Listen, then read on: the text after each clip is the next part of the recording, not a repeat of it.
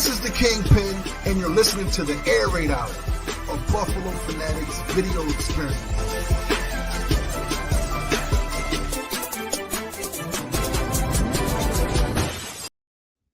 Welcome in, ladies and gentlemen, to the Air Raid Hour. My name is Steve Mathis. You can find me, as always, on Twitter at Judge Mathis. Join my co-host, Dave Tilton. You can find him on Twitter at Tilt Money. Together, we are the Bills guys, presented by the Buffalo Fanatics. And Randy comes in right off the bat. Any breaking news today? I don't think so. I don't think anything has happened in Bills Mafia or the NFL today. I guess it's worth noting at the top of the show, the NFL did change some rules today, and they threw some pretty hefty guidelines towards players who are not vaccinated. So I guess even though I don't want to get too much into the comments of some of the players, because I just don't want to. I don't think you want to either. I don't think we want this to be what the show turns into today. That's just not what we want to be about here. If you want to have a conversation with me about that kind of stuff, hit me up on the DMs, and I'm happy to have a conversation with you. But the airwaves here is not where I want to have that conversation. But anyway, That's a funny comment from Ombre Lob saying, "Why is Kevin Force in the bottom left?" Look, we wanted to show that he was the producer, right? I mean, like he has a special role. And speaking of Ombre Lob, he was in here early as always. Scott Blakely is in the house. AK Cash, Truth the Hearts, and I were having a conversation before the show started about Andre Roberts and what we're going to do with our bet there. Don is in the house. Jason Humbert, Chris Janke, obviously Randy, Billy Stevens, and many others are filing in. So we really appreciate you guys tuning in tonight. Monday was an O for me. It was an early week call for me to be out. And today was a Q, but I'm playing through the injuries, they say. I have been sick like all week. My daughter came home from daycare, caught something, and obviously my wife and I got it, and it's been rough in the Tilton household here for this week. So we got Scott Blakely coming in saying, "Nah, stay away from it." We got Jason Taylor saying, "Keep the crap out of the show." That's what we plan to do today. The only reason I even want to bring it up more than just in a passing glance is because we are going to be breaking down the 53-man roster today. And the NFL came out with some COVID guidelines today. Like, if there's a breakout amongst unvaccinated players, teams could forfeit. The teams would have to be responsible for paying for the revenue loss, things of that nature. Obviously, the NFL has stated that unvaccinated players won't be able to do some of the things that vaccinated players will do in terms of moving around and all that stuff. And Neil Stratton, a guy with a decent amount of followers, looks like he has some connections and stuff in the scouting community. And it was also retweeted by Draft Diamonds, and I think that gives it a little bit of validity, and we can discuss the validity of it.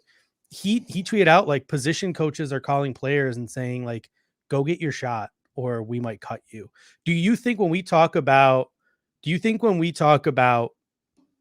like these position players today, and it comes down to a situation where it's like, all right, I feel like it was a tie-in camp between Jaquan Johnson and Tariq Thompson. Do you think it would come down to, like, winner's the one who's vaccinated? Ty goes to the vaccinated one. Like, do you think it would really come down to that in the National Football League in terms of some of these teams and the decisions they're making? I don't think anyone would ever come out publicly and say that it did, but I think behind closed doors, there will be metrics to back it up, right? You'll know who's vaccinated. You'll know who's not. I mean, I should take that back. You might not know. So unless that information comes out later and you can draw some conclusions around players who got cut, it's going to be quite subjective, right? Because you never really know the true reason why a team's cutting a player. You may think that it was an equal battle, but it really may not have been. Like, it's already hard enough to get straight answers from GMs and coaches as it is on competitions and player performance, unless it's like an obvious situation. It's going to be tough to really kind of say that it came down to that. Now, do I think that, star players who maybe choose not to are going to get a little bit more of a leniency on that if it comes down? Yeah, probably. But again, I'm not going to worry about that right now. I think that the Bills, I don't think, regardless of what you think about what people have said, players have said, I don't think anything that's been said on social media really is going to affect our personal teams keep decisions just based on what we've seen. Yeah. I mean, Chris comes in and says, how do coaches know who is and isn't vaccinated? Isn't that a HIPAA violation? Listen, I'm not going to speak to it because I don't know. I'm not like a HIPAA expert, but the NFL has imposed rules for vaccinated and unvaccinated players. Like vaccinated players can't go out. Vaccinated or unvaccinated players can't go out. Unvaccinated players still have to wear a mask. All these different rules for unvaccinated players, which tells me that the NFL probably in a way knows who is and who isn't vaccinated. You see these numbers come out on a daily basis too. They're saying now 75% of the league is or is on their way towards being vaccinated. And I'll just say this, right? NFL or not, like my company I work for, they sent out an attestation survey for everyone in the company to basically say, because we've all been working from home and we're trying to figure out what to do, come back to the office, right? They sent out an attestation survey that basically says, have you been vaccinated? Yes, no, or I choose not to answer. You had that option. However, they basically reserved the right to say, if you answer, I choose not to answer, they were going to take that answer as if you were not. So when you came back to the office, you were going to have to follow the rules of the unvaccinated rules, like whether that's wearing masks or whatever, even if you were and you chose not to answer. So it just depends, right, on what the situation is. Yep. And we have Don coming in here saying the NFL, as part of the Players Association contract, has full access to all your medical records. That would kind of make sense because, like, during the pre-draft process and stuff, they're always diving into these guys' medicals and seeing what surgeries they've had and not had. So I can't speak to the truth of what Don says, but if that is true, that would make a heck of a lot of sense. And then Chris comes in and says, these are the same rules as last year. If you're not vaccinated, you have to function like it's still 2020. And me and Chris were going back and forth earlier on Twitter about just how effective these rules are. He doesn't think what kind of effect these rules will have. He doesn't think it'll have an effect because he said, hey, last year, no games were canceled because of COVID. What's to stop the NFL? Yeah, that's about it, right? I mean, I still think the NFL will do everything possible to play the games as scheduled or to play the games rescheduled. But I wonder if they would have less leniency this year now that it's clear the NFL stance is go get a vaccine. So it'll be interesting to see. It'll be interesting to see if they're less lenient this year. Like, well, we'd have to move this, and this game around to accommodate you, and this team would have to play on Tuesday and then Sunday, and that's really not fair to them. So we're going to cancel it. Didn't they already say that team would have to forfeit? Isn't that what they said? The rule is it's unclear. They said if a game has to be forfeited, or if it gets to that point, like there's a rash of unvaccinated players who have COVID, they would forfeit. The team would be responsible for reimbursing all the money. But, to me, I still think they're going to bend over backwards as much as possible, but they might be less lenient than they were last year.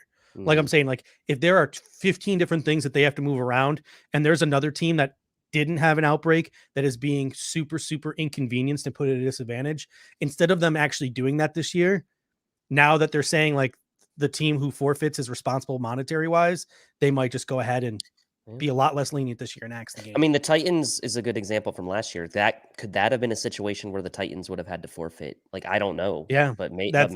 That's what I'm saying. Like, would they have been over as backwards as they did if a vaccine was an option and the Titans players had chosen not to take it? Because again, that's the NFL's stance. So it should be interesting. But we're going to move on from that to the 53-man roster now, and that's what we're going to do today. So break out your loose leaf sheet of paper or your notepad, break out your pens, and let's start crunching the numbers and talking about the 53-man roster. But while you're getting the pens and the stuff out, and just so everyone knows, like we've done a couple of these throughout the offseason. So this will be like our pre-camp, if you will, 53-man, and then we'll do one sort of at the conclusion of camp as well. Yeah. So the thought process here is we do these now. And then as training camp progresses, we kind of look at them and be like, hey, I made this prediction, but now this player is playing this way. Maybe this is somewhere where we see a difference. Or I kept 3 players here, but this player is going absolutely off in training camp. and I still think that third guy is valuable. So we might keep 4 here now. So right. this is again like an example. Like I said, write this down on a piece of paper, go through, have your fun, and then as training camp progresses, go through and compare it. To what's actually happening on the field, sort of like a stock up, stock down type of situation. And it should, in my opinion, make training camp a little more interesting, a little bit more fun. Dawn says she's not getting the paper out. She's too lazy. Maybe get on I don't know if you're watching on your phone, Dawn, but if you're watching on TV, maybe pull out the notes app on your phone. That's where I made mine today and screenshotted it and sent it to Dave because I was too lazy. I was too lazy to hop on a computer. You have yours in a nice fancy spreadsheet. Well, I put each Google player. Excel. I put each player in their own cell so that as I highlighted over, I could count very quickly how many I had. I did the old-fashioned one, so hopefully it adds up to 53. I'm 95% sure it does. Yeah. But before we do get to the 53, man, I almost forgotten. I wanted to mention this today. Some non-football news. August 28th, August 29th, Bills Mafia, Buffalo Fanatics community, get ready. Get ready because me and Dave are finally going to meet in person. I have booked my flights. He has booked his flights. We are going to be at the Buffalo Fanatics golf tournament on August 29th at Harvest Hill Country Club. So if you're a part of that golf tournament, you're going to get to meet us and hang out with us for the day. Also get to hang out with Jordan Poyer, Stevie Johnson, Gabriel Davis, among others. Pierre will be there. Zbot will be there. Clay Troya will be there. I believe Alex Lucci, the thigh doctor, will be there as well. So a good number of the Bills, the Buffalo Fanatics community is going to be there. And August 28th, I know I'm going to be there and Pierre is going to be there. We're both going to be at the Packers preseason game. You're not getting in until 5:00 that night. So I misspoke. My 5:00 arrival is when I come back to Raleigh. Boy, what time are you coming in? This is the problem. My flight lands at like 11:50. Ooh, yeah, you're probably not going to make the game. I think the game starts at noon. It starts at 1, I think. Oh, okay.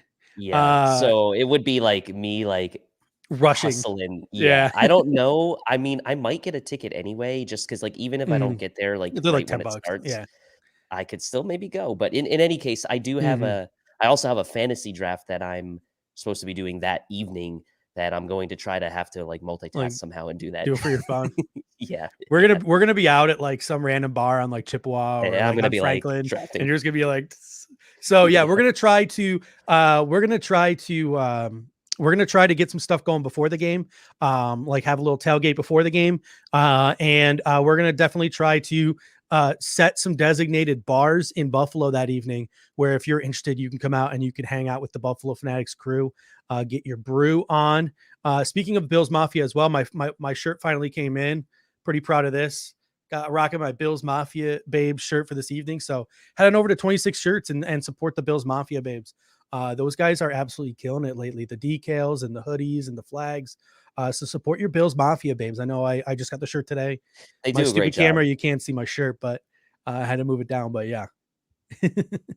All right, let's get, ladies and gentlemen, to the 53 man roster projections. And let's start off, obviously, with quarterback.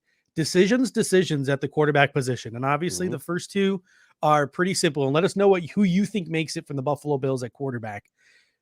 Josh Allen, Mitch Trubisky, Jake Fromm, Davis Webb. I think the real question here, no offense to Davis Webb, I mean, someone could come out here and surprise me. I don't think Davis Webb has much of a shot to make the roster. If Davis Webb makes his football team, it's probably as a practice squad guy. It really, in my opinion, comes down to Allen, Trubisky, who are the clear locks, and then maybe Jake Fromm. So do you or do you not have Jake Fromm? I know AK Cash coming in already saying just 17 and just 10. Look, man, only 53 spots. This is it's funny. We went through the position groups individually, and it was a lot easier to kind of have conversations than when you didn't have to account for the other position groups. So for today, coming up with a pre-camp 53-man roster prediction, I'm only keeping 2. I'm with Chris. I need that extra roster spot somewhere else. Throw Davis Webb on the practice squad. There may be some truth to why Jake Fromm was even on the active roster last year, and we know he was kept away from the team as a contingency. If things are sort of back to normal a little bit this year, I would imagine the Bills would like to, or at least if it was me, I'd like to only keep 2. Allen and Trubisky would be the only 2 on my early 53-man roster prediction. Yeah, Hombre Lob coming in here. AK Cash said, can you keep 2 quarterbacks on the practice squad? You can keep 17 quarterbacks on the practice squad if you want. So yeah, you can keep 2 quarterbacks on the practice squad. Andre Lob says, why do people want to see Trubisky in the preseason? I think that I would want to see Trubisky a little bit. You mentioned that he might not play this preseason as much as other people think. Just let Jake Fromm play every game and then try to trade him, says Andre Lob. So that could be interesting. I mean, you look at a number of ways. They invested a 5th round pick in this guy. And you know that Brandon Beane, somewhat cherishes those draft picks and respects that capital. And McMaddy coming in saying, look, Trubisky's only on a 1-year deal. They're probably going to try to keep all 4 guys. I don't disagree. After this year, Trubisky's gone, and you have Jake Fromm for 2 years on a rookie contract at under $1 million. You see other teams in the National Football League playing their backup quarterback $7, $8, $9 million. The Buffalo Bills, because of COVID, are still rather tight on the cap for the next couple of seasons until that cap fully turns itself around. Randy comes in and says, if you want to be elite, you keep Fromm. Nothing better than a solid 3rd quarterback. Can't wait to see Fromm in the preseason. And I think it does come down to the preseason. I have the Buffalo Bills keeping 3 quarterbacks. I have them keeping Josh Allen, Mitch Trubisky, and I have them keeping Jake Fromm. Whether Davis Webb makes it to the practice squad, that's a conversation for another day. I just don't think the Bills are willing to give up on a 5th round pick unless he comes out in preseason and is absolute doo-doo, which is, again, sort of how you can compare the notes. Like during training camp, if Jake Fromm just looks awful all camp, then he gets out there, against the Lions and against the Packers and looks like crap, then it's a different conversation. You probably cut him loose. You probably keep Davis Webb on your practice squad, and you probably roll with 2 quarterbacks. But for now, I'm keeping Jake Fromm, and I'm keeping 3 quarterbacks. I have a hypothetical for you. If you're the Bills, you have the decision to make. Throw Fromm out there in the preseason as much as you can to potentially see if he can get you more value in a trade, or don't really play him much in the preseason, which isn't going to happen. We know he's going to play, and try to keep somewhat the element of the unknown so that you could potentially keep him on your roster, right? Yeah. Because if they're planning on, if they even have the thought that they're cutting him anyway, then I don't see why he would even play that much in the preseason. So, I mean, it's going to be interesting for sure to see this. This is funny. It's the first position group, and we already have a little bit of a difference here. I think it's one of our 2. I think we only disagree on like 2 things. But DJ comes in and says, is it unrealistic to think Webb gets cut and they bring him in as a coach? I will say that there's some history to this. The Philadelphia Eagles and Andy Reid tried to do this a couple of years ago with Matt Nagy. By a couple of years ago, I mean about a decade ago. Matt Nagy was an Arena Football League quarterback, got his shot with the Philadelphia Eagles, and Andy Reid tried to cut him, make him an offensive quality control coach, or he did cut him and make him an offensive quality control coach. But after a rash of injuries, he tried to sign him, and the NFL said no. You're breaking the practice squad rules. You're breaking the letter of the law by doing such a thing. So I don't think it's unrealistic, DJ, but it's a decision that Davis Webb is going to have to make for himself. Davis Webb is going to have to say to himself, if he gets cut and he's not offered a spot on the Bills practice squad, say that he do decide to roll with Jake Fromm, Davis Webb will then have to make a conscious decision. Do I want to end my playing career and become a coach, which I'm sure the Buffalo Bills would welcome him with open arms if he did, or do I want to continue my playing career elsewhere? That's the decision that Davis Webb will have to make for himself if he doesn't make this practice squad. And it's funny because in the line of succession, it kind of would make a ton of sense, right? If you presume Dable's going to be gone, and maybe Ken Dorsey steps up as the OC, and maybe Webb becomes the quarterback's coach, right? You never know. He can. This is I think about Billy Beane. And when he was a player, minor leagues and baseball, and he wasn't very good, he pretty much went to the A's and said, look, I'm not a great player. Like, can I be a scout? And they said yes. So he made that conscious decision. We'll see if Davis Webb makes that decision. Yeah, I mean, and Jason Sugg comes in and says, agree, he's a Dorsey replacement option. So I think he means when Dorsey gets elevated, most likely to offensive coordinator. There are a couple of good coaches. Like, people don't like the name that flies under the radar is Shea Tierney. Shea Tierney was an offensive analyst at Alabama that Brian Daboll brought with him, who has been on the offensive coaching staff since Brian Daboll got here. Josh Allen mentions the name Shea Tierney a lot. So common sense thinking is, all right, Ken Dorsey's elevated to offensive coordinator. Shea Tierney, who's been working with the quarterbacks this whole time, elevated to quarterbacks coach. But who brought Shea Tierney to Buffalo? Brian Daboll brought Shea Tierney to Buffalo. So Brian Daboll could take Shea Tierney with him, which would then leave a vacant spot for quarterbacks. And that's a situation where it's like, okay, that's something where maybe Davis Webb could early on in his career. You've been seeing that a lot with a bunch of players. I mean, Cliff Kingsbury rolled into a quarterback's coach position. Kevin McConnell rolled into a quarterback's coach position. Zach Taylor rolled into a quarterback's coach position really early in their careers. And there was a comment here. I just want to get back to Jake Fromm real quick, because someone comes in, Mark H says, hey, Jake Fromm beat out Justin Fields at Georgia. Something tells me Georgia probably regrets that. But Jason Taylor comes in and says, are we really debating Fromm easily replaceable regardless of preseason play? I don't know about that, because the Buffalo Bills took him in the 5th round, which is a relatively high round. I'm not, it's not the worst round. Like it's not the 6th or the 7th round. It's the 5th round. There's still some value there. And Brandon Beane even made the comment that they had a higher grade on Jake Fromm than the 5th round. They just didn't feel like the need for quarterback was there until he was sticking out the board in the 5th round. So this is a quarterback the Buffalo Bills had a 3rd or a 4th round grade on, probably. It was still a luxury pick for them, though, right? Yeah, they had no intention of picking him. Yeah, they just couldn't pass on the value. So here's a guy that they probably had a 3rd or a 4th round grade on, a guy who never really got to play last year because of COVID, never got to be around his teammates last year because of COVID. I think there's a legitimate chance that I think we're all sleeping on how much the Buffalo Bills value Jake Fromm. And then Brian Daboll will go ahead and take Davis Webb as his backup quarterback when he takes Mitch Trubisky wherever he goes. Oh yeah, and he'll become the Chase Daniel of the league and just play till he's 45 years old. Jim Sorgi. Davis Webb looks like a kind of guy who could play till he's like 35. Like he's got that Kyle Orton, I can play forever. I can toss that rock over the mountain there. Type the of Uncle Rico. Yeah. We got a couple. Jeff Danger coming in saying the Bills are stacked. Dilly coming in saying the Bills depth is solid everywhere. Chris Janke also coming back with a counterpoint. Vance Joseph was a 5th rounder. 5th through 7th rounders are guys you take flyers on. That's also true. Even though they took him in the 5th round, I think they valued him more than a 5th rounder. I think that was the point I was trying to get to. All right, running backs, another position where we differ.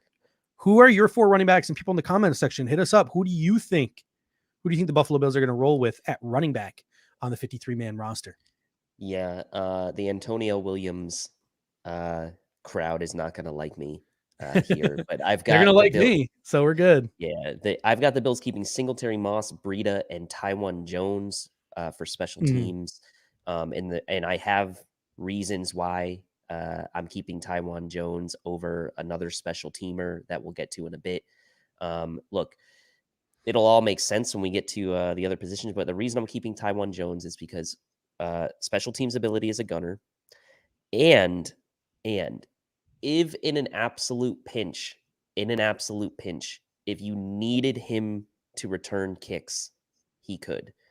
I'm not saying that's the reason the Bills would keep him, but I am saying that as a special teamer, yes, he's not adding anything necessarily to you as a running back, as the 4th running back, but in an area where the Bills are deficient right now, at least heading into camp, it's unknown. It's unknown about the kick return, punt return situation. In a pinch, he can do it. It wouldn't be my preferred option, obviously, but he could. And the same for Breida. If he had to, he could. Very limited experience in the NFL, but if he had to, he could. So that's why it's in my pre-camp prediction, I have both of those guys making it: Singletary, Moss, Breida, and Taiwan Jones. I went with 3 running backs, so I went with the Bills cutting Taiwan Jones, and I'll explain my reasoning in a moment. I went with Moss, Singletary, and Antonio Williams. I think Antonio Williams is going to make the belt. I'm projecting here. I think Antonio Williams is going to make it very hard for the Buffalo Bills to cut him. I think he's going to come out and he's the kind of guy who's going to have a really big preseason. He's going to put up some statistics and he's going to turn some heads. I think Antonio Williams is going to force the Bills' hands. And I think Matt Breida is a guy that maybe Bills fans are overvaluing a bit. I understand. And I understand why. I mean, if you go through and you look at Matt Breida's highlights, the speed is disgusting. I mean, the guy's one of the fastest players in the league in terms of like miles per hour, like actual game speed. We got him in the middle of free agency. We got him for a bargain bin deal. So I think that in terms of how the NFL maybe sees Matt Breida at this point, we're overvaluing Matt Breida. So to me, I think Antonio Williams forces the Bills' hands. I think Matt Breida is a guy you can put on the practice squad. I think he's a guy you could easily sneak onto the practice. Like, he could be this year's TJ Yeldon, except he's on the practice squad, right? Mm-hmm. Like, if Matt Breida gets cut, no other team picks him up. No other team wants him. Is he going to go sit at home? Or could he come and sit on our 16-man practice squad and be one of your 6 exempt veterans? And if there's an injury, he then gets his chance here in Buffalo. And if there isn't an injury, he's at least still staying in game shape, staying with the team, keeping his name relevant, and a team can poach him off the practice squad. So I think that Matt Breida, might be wise if another team doesn't want him to still come to the practice squad and be a reserve running back. I think Antonio Williams is going to force the Bills' hands. I didn't have Taiwan Jones because I think the Bills go with gunners elsewhere on this roster. I tried to make it 25 and 25 offense, 25 defense, 3 designated special teams players. That's what I tried to roll with. And that's what I have. And one of my, and hey, Bobby agrees with me. I think Randy's got the hottest take here. Randy up here was saying, where was he? He was saying Motor, Moss, Breida, and Antonio Williams. That is 4 guys who are very much like, I know Antonio Williams has got some special teams pop to him, and Breida could possibly do kick returns, but that's a lot of just like, in my opinion, almost pure running backs. But in my opinion, Antonio Williams is going to fill that Reggie Gilliam special teams role. Because I have Reggie Gilliam not making my 53-man roster when we get to tight ends. So Antonio Williams has made the comment, hey, I've played a ton of special teams at North Carolina. I played special teams my entire career. I can play special teams. He can then slot in and he can fill that Reggie Gilliam role on special teams where he's not the gunner, but he's also, running down guys, chasing down guys, being the personal protector on punts, things of that nature, but also still contribute as a running back. So it should be interesting. And, Mark H comes in and says, who knows, maybe a team like the Rams could be interested in Matt Breida. I will say this, right, about Breida, and this is why it's a pre-camp prediction. We know he's got these kind of little nagging injuries he's had throughout different seasons and stuff, but we also know that he brings an element to the running back room that we don't have. And I don't disagree with Bobby, and I don't disagree with you that the Bills fans maybe are overhyping Breida, but as the 3rd running back, I'm not expecting him like maybe they were in San Francisco for a little bit or even in Miami to be like the guy. Like, he's the 3rd running back. He's not anything more than that to me right now. So, I mean, that would be my rebuttal against that. But I see where you guys are coming from. I do think we are kind of overhyping him a little bit. And he does. And Dilly Dale comes in and says, if the Bills go outside runs, they will need Breida, Motor, and Moss. Or Breida because Motor and Moss can't do it. He has the one trait that no one else in that running back room has, except for Christian Wade. And we'll get to Christian Wade in a second. And that's pure speed. Like, and you're dead right. You're dead right. Dilly Dale. Bobby Ray comes out and says, does the legend of Christian Wade end in 2021? Here's what I'm going to say. I don't think he makes the 53-man roster. He's exempt again with that foreign player rule, exchange player rule. He's exempt again. Yeah, he can be the 17th man on the practice squad, but it means that he can't play. But Christian Wade is getting up there in years. So I wouldn't be surprised if when the Buffalo Bills cut Christian Wade, they say to him, like, go out and test some waters. Don't just come back to our practice squad and become the 17th man. Have your agent put some feelers out and see if you can get a chance somewhere else, because he is getting up there in age and he probably does want that opportunity. Maybe a team will put him on the practice squad without an exemption. Maybe the Bills put him on the practice squad this year without the exemption. That's a possibility. That's a possibility. So they just don't utilize it. So they could call him up at some point, but he played rugby for the first 28 years of his life. So he's getting long in the tooth in terms of years. And it's not like he's not like Efe Obada, who was like playing basketball or something. This dude like legitimately was playing no pad rugby. So his body's taking some shots. Like, he's not that like rested guy. So it's not going to die just because like the fact that the Duke Williams legend hasn't died, like, tells you all you need to know about the Christian Wade legend. It's not going to die until he's off the team. All right. The next one is wide receivers. And this is where it gets interesting. Do you keep 6? Do you keep 7? Who do you go with the speed? Do you go with the size? It's going to be fairly interesting. Let us know in the comment section who you guys have. Before we do that, Chris Jenke says, Taiwan Jones is in his mid-30s. Taiwan Jones never plays running back. He only guns.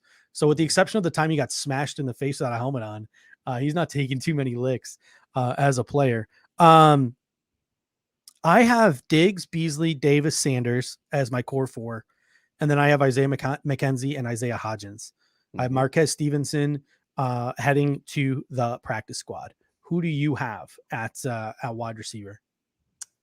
I'll just tell everyone, we did not share our 53s with each other before we did this show. And I have the same 6. I have 6 making it for now. And the reason I have that is because I'm hoping that Isaiah McKenzie can be the guy that flourishes as both the kick returner and punt returner. I don't know if that's going to happen, but for me, when it comes to a roster spot, I want, and I was talking to Truth to Hearts about this in the comment section before the show, I want that role, that kick return, punt return role, to be filled by one player. So if you want to say, okay, Marquez Stevenson had been practicing punt returns in OTAs and stuff, but he wasn't looking that great. He's really only done kick returns for the most part in college. McKenzie has done both in the pros, and he has pro experience doing it. And I kind of want to see what Isaiah Hodgins, if he can continue the strong play from the previous OTAs, if he can be that kind of like big-bodied red zone threat in addition to guys like, Davis. I would say this right now. This one could be one for me that changes week to week as far as my prediction. But right now, I've got Diggs, Sanders, Beasley, Davis, McKenzie, and Hodgins with, as you said, Stevenson going to practice squad. Yeah, I mean, it should be interesting. I mean, and I'm just throwing out a hypothetical here. I mean, we could get to training camp and a guy like Emmanuel Sanders, people could be like, well, this guy's shot. Like, he just doesn't have it anymore. Like, he hit a wall. I doubt that happens, but it's more than possible. Like, there are reports that are going to come out on a weekly basis. It's like, it's going to be on a daily basis. It'll be like, Josh Allen and Emmanuel Sanders that already came out in OTAs. They were struggling with their chemistry. Like, that'll come out one day. And the next day it'll be like Marquez Stevenson had a great bomb. And then it'll be like Isaiah Hodgins had like 4 catches over the middle today. It'll be interesting if anyone can pull a Gabriel Davis this year. Like, I don't think the Buffalo Bills were expecting to run as much 4 wide receivers as they did last year. I legitimately think this was a case of Gabriel Davis coming into training camp and saying, you have to play me. I'm this good. Gabriel Davis walked into that training camp last year, took the bull by the horns and said, I'm this good. You need to play me. I'm not going to be a bench warmer this year. This isn't going to be a developmental year for me. I'm ready to go. Let's do this. It'll be interesting to see if on the first day of training camp, Marquez Stevenson or a healthy Isaiah Hodgins take the bull by the horns and make the same statement. Or if Isaiah McKenzie is motivated, only got that $1 million contract. The Buffalo Bills drafted straight up drafted a guy to come in and compete with me. All right, I'm ready to go. Shit's serious. And he turns a corner. So I think it more likely is going to be the other two. I think if it was McKenzie, you would have seen it now. But he had 8 touchdowns last year. He also had 8 touchdowns last year. So maybe we already have seen it from McKenzie. So it should be super interesting to see what happens in that wide receiver room. But I honestly think it comes down to that 7. I think if there's an 8th guy that would even have a chance, it'd probably be touchdown Jesus, Jay Kumaro. And that would be if a guy like Isaiah Hodgins fell off a cliff and just turned into a Des Lewis and was more of a practice in shorts, not in a game type of situation guy. So I'd put the wild card guy out there as Jay Kumaro. But that's just about it. And Isaiah Hodgins having the size, we're going to get to tight ends in a moment. I was tempted to keep 2 tight ends, and we're going to have that conversation in a moment. I was tempted to try to keep 2 tight ends. I ended up keeping 3. I don't think tight ends that valuable to the Buffalo Bills. I think they could consider keeping 2 tight ends if they keep a certain amount of tackles available, if they keep, a certain amount of other positions available. So bigger it should be body receiver, potentially, like, Hodgins type. Chris Jenke comes in and says, pick 2 wide receivers you want on the practice squad for cuts. For me, it's Marquez Stevenson. It's probably Jay Kumaro. I mean, I hate to say this, but it's Stevenson for sure, and then it's either Kumaro or Duke. Honestly, it is. So. AK Cash says, can Kumaro return kicks? No, not to my knowledge. He's more of a size guy. Kind of looks like a tight end almost out there. So, you're really not going to see that guy. Not much wiggle to his game.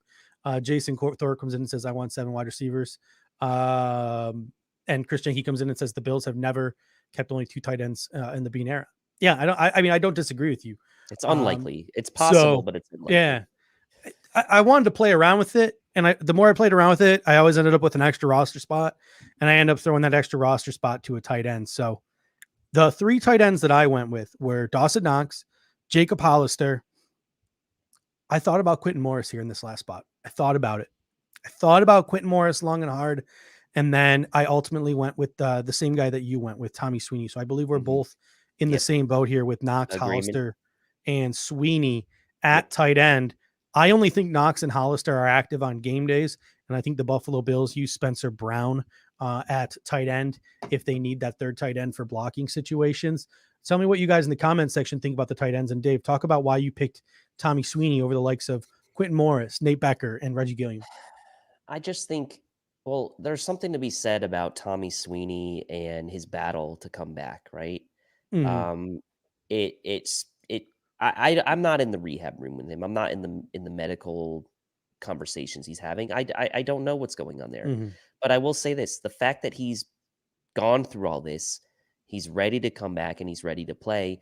And yes, he did show some very, very minimal flashes that rookie year when we were facing injuries that season, and he flashed in the preseason. I know he's only played in 6 games, but as far as like what you kind of want out of that third tight end, like he's got decent hands, he's big, he can block. Like I want a guy that's kind of like just solid all around and can do a little bit of everything, even though he's not like necessarily elite physically or elite athletically. He is a bigger dude than Quintin Morris, and I think he can catch just as well as Quintin Morris if given the opportunity. He was known, obviously, more as a blocker, but coming out of BC, the guy had great hands. That was one of the things that he was scouted about. So I kept Sweeney for those reasons, and I think for him to be in the room and come all the way back from what he did with Knox, and now Hollister there as a vet, to me, I'm going with Sweeney. And no, Gilliam's not making it for me. Garn. Yeah. So Garn, he didn't make it in either of our 53-man rosters. And this is the question that comes up. And this is a question that we can't answer. Only the coaches can really answer this question. Only we can watch and see, if this comes to fruition, how the Bills decide to approach this. You look at this Buffalo Bills team, and the reason why I pointed out possibly going with 2 tight ends this year. Last year, unless I'm mistaken, I don't think Knox, Sweeney, and Knox, Croft, and Lee Smith were all active for the same game. It was always one of those 2 guys, like Knox or Croft, or at least a majority of those times, Knox or Croft or Smith, or Knox and Smith, and then Reggie Gilliam as the third guy. But if you got a guy like Antonio Williams who can be that like bowling ball guy on special teams and do the same things, you're only now missing Reggie Gilliam for fullback. So now you get to the point where you're like, or if you keep an extra linebacker who can do what Reggie Gilliam does on special teams, now you're just missing a linebacker. And you look at the tight end depth on this team: Gilliam, Sweeney, Quintin Morris, Nate Becker, guy you pick up off the street. If the Bills decide to go with just Knox and Hollister, I heard Ertz was getting traded today. If we decide to go with only Knox and Hollister, and one of them gets hurt, I mean, do we really need the guy on the 53-man roster to make him active on game day? Or do we just pull a guy off the practice squad, whether it be Sweeney or Gilliam or Morris or Nate Becker? Like, these guys almost to a point are interchangeable. I went with Tommy Sweeney because I think he's got I think he's probably the best of those 4 right now in terms of he can block, he can pass catch. He's a career TE2, TE3. Like, that's his ceiling. He's nowhere near good enough of an athlete to ever be more than that. So that's why I went with him, because he's just that solid option. But if the Buffalo Bills decide to cut him and just keep him on the practice squad, you can just call him up the next week. Like, if he's inactive and he's sitting in the press box or sitting on the sideline, wearing a sweatsuit, who cares if he's on your 53 or your practice squad? Like, you're not going to be able to have him run into the locker room and put on a jersey. Like, so, to me, if we decide to keep 2 tight ends, none of the other guys I think are really prone to be picked up off of waivers, or that risk, or a guy you pick up out of the streets can honestly just be within the margin of error of that player, and you can put them on the practice squad. So I like Tommy Sweeney. I like Reggie Gilliam. I like Quintin Morris. I like Nate Becker. They're all great stories. They're all great guys. They're all processy guys, but you could send a guy off the street to produce what they're producing. So why waste a third roster spot? I end up not going there because I just don't know if the coaching staff agrees with that. But yeah, that's where my mind was at. And as good as the Bills have been the last couple of years, tight end throughout the drought era really has been a problem for this team for like 2 decades, right? Like it's been like a purgatory of players, right? We've gone through the likes. I mean, I like Scott Chandler, but okay, average. Robert Royal, don't even get me started. Like, okay, like we've had Tim Ewis. guys. We've had Tim Ewis, Mark Campbell, Ryan Neufeld, right? I think Campbell. I'm forgetting one of these guys. I just remember Robert Royal being like the one that I was like, give me a freaking break, man. Charles Clay, we gave big money to. Marquise Gray. But so like it's just been one of those positions we haven't really gotten right. And thank you, Don. Yeah, over 100 people in here. Smash the like for us. We appreciate you guys gutting it out. It's not like we're sitting here. It's not like we're sitting on Darren Waller. It's not like we're sitting on a Darren Waller in the practice squad. You know what I'm saying? Exactly. Like there's not a freak. And no one in the comments section say Duke Williams is the next Darren Waller, please. Oh, Rico will tell you that though. Yeah. Jay Reamers was a good one. Jay Reamers one was good. Didn't we all AK Cash? John Nelson, yeah. That was the one I was forgetting, Chris. Derek Schauman. That's when I was forgetting. Schauman, yeah. Yeah. But it'll be really interesting. And the other comment that comes up here is then who plays fullback if Reggie Gilliam doesn't make it? I've seen Hombre Lob is a new member again. I think, bing, bingity bing. Welcome back. I think he might have just re-upped his membership. But thank you, Hombre Lob. You're always you always appreciate it here. Logan Thomas. There you go. Yeah. It's kept him. Who plays fullback then becomes like a conversation that you might want to have. Justin Zimmer is Chris Jenke's guy. I've seen someone's mentioned Spencer Brown. I think when you have a fullback, you need a low center of gravity. I don't think you want a tall guy who's 6'9". I think Jacob Hollister at 6'4" could probably play fullback. Dawson Knox, if you trained him, even though he's 6'6", is a bendy guy, could probably play fullback. And then here's my other sleeper for fullback, Tyler Matakevich. If you need a goal line fullback, I'm sure Tyler Matakevich could do it. And we got Hombre Lob renewing that subscription. I will agree though with Truth to Hearts on this. We're not going to reward. I don't think we should reward him just because he fought to stay healthy.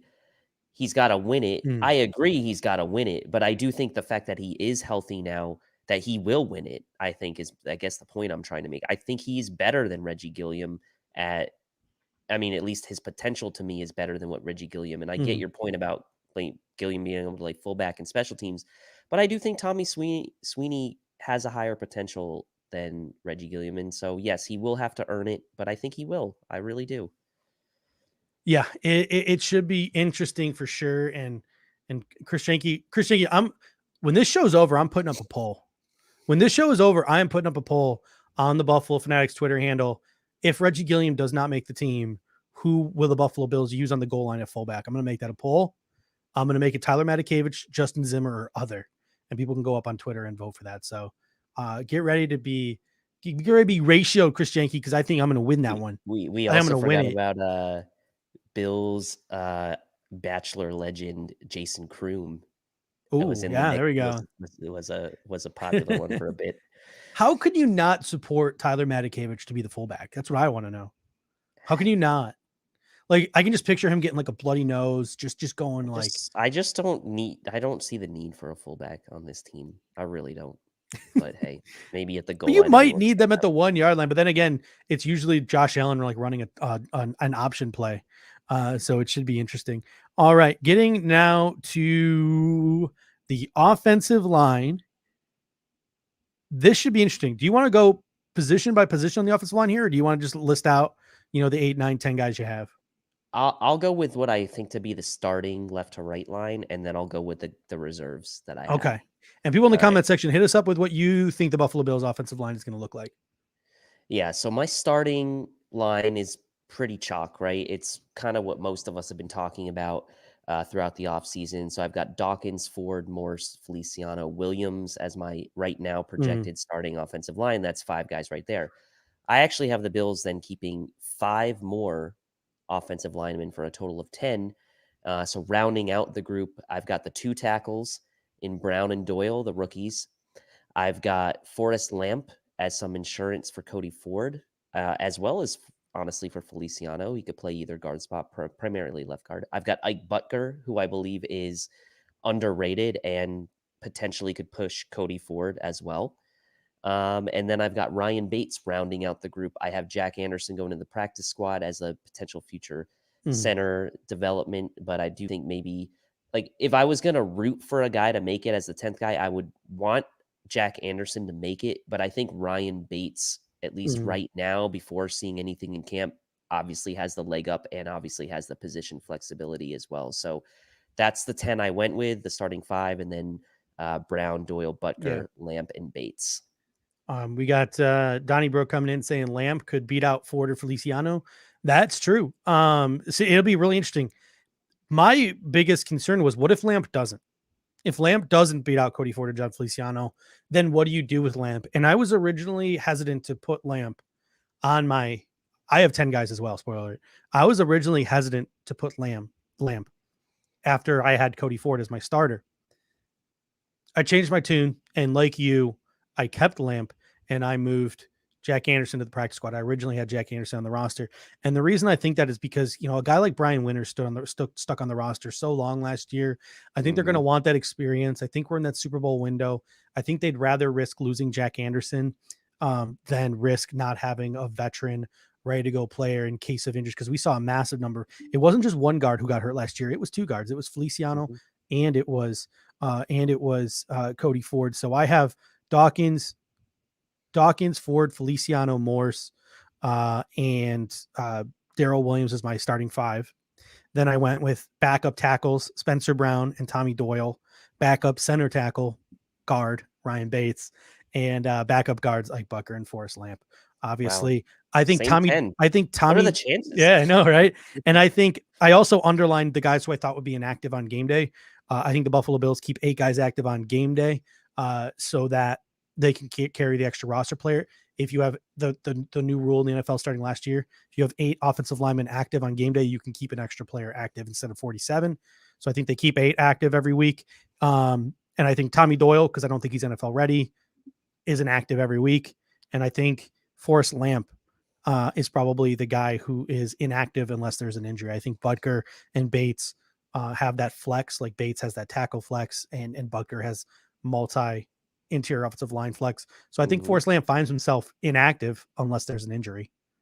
And how about this, like this trend we've kind of set, at least with these early predictions, with Stevenson and Anderson, now both rookies from this past draft class, being practice squad bound, I think speaks to what you said, us being in this window and the coaching staff maybe liking to trust veterans a little bit more over the rookies starting out. And these were late round picks, but also allowing these guys to develop right on the practice squad. I agree with what whoever said Anderson could be an epic center in a few years. I think Danny Brooks said that. Like, I love Anderson.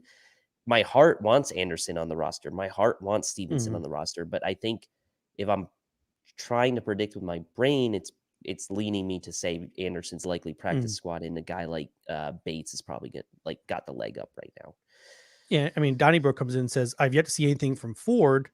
That's true, but Brandon Beane has made a million different excuses from Cody Ford, and he's going to get every single chance to prove he's the rightful starter at left guard. So Brandon Beane has come out and said he's never been healthy since he's gotten here, all of these things.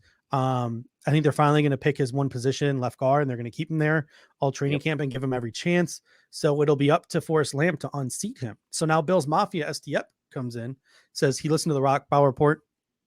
They had a Chargers guy on, and he was high on Lamp and was perplexed they were cut, saying it was a regime change. I was going to say, I said this once before. The Chargers weren't exactly like light in the world on Friday with the run game. It was decent. Lamp started 16 games for them last year. So for a team who really kind of had their own offensive line issues, for them to let a guy go like that, I also would agree with that Chargers guy that's a little bit perplexing, and I think a good pickup for the Bills. So, and it comes down to this too, right? Like, he started all 16 games, played every single snap, had 2 penalties, allowed 1 sack. I could have that reversed. He might have allowed 2 sacks and had 1 penalty, but I'm pretty sure he had 2 penalties and allowed 1 sack. Pretty decent numbers. But he also graded out on Pro Football Focus, and you could take it with a grain of salt. But I just don't know where else to get offensive line metrics from. That's the only place I really know where to go to look for offensive line metrics. He graded below 50. Like, he was one of the worst graded offensive guards. So just because he played and just because he didn't embarrass himself doesn't mean he was essentially being like effective or efficient. Like, he was out there and he didn't embarrass himself. And and that's the thing. Like, he could just be this year's Brian Winters, a veteran who you'll put out there. And it's just like, man, we could do so much better. It should be interesting. But Hombre Lob coming in with a spicy hot take, saying left to right, it's going to be Dion, Feliciano Morse, Jack Anderson, and Daryl Williams. Oh, I would love to see that. I don't know why I don't know why I haven't done this yet, but I need to, in my arsenal of videos that I love to play during the regular season that for some reason I forget exist in the off season. I need to get that. I need to get that Jack Anderson, that little 6-second video of him just waving high. I gotta get that video into the arsenal for the regular season. I don't know why. I deleted it. I don't know why. Every time there's like good news from him at a camp, you just gotta like play that video. I'm here. He looks like a baby Richie Incognito. And let's pause real quick before we go to the defense, because I actually have two really interesting facts to share with the people on the show before we move to defense. And they both involve one of them involves Richie Incognito. It's Richie Incognito. I was going to mention at the top of the show, but we started talking about vaccines and I lost it. I recently switched jobs. So I'm moving from middle school to high school. And I went and I went to my classroom today and moved all my stuff in. And it's a fun fact about my school. It is the alma mater of one Richie Incognito. Yes, I can't wait to hear all like the legend of Richie Incognito stories passed around campus. Like that should be fun. In my new room, like I teach 11th grade American history, but my room used to be a health room. So I very well could be teaching in a room where like Richie Incognito learned how sex works. So got his sex ed right there in that room that you're in.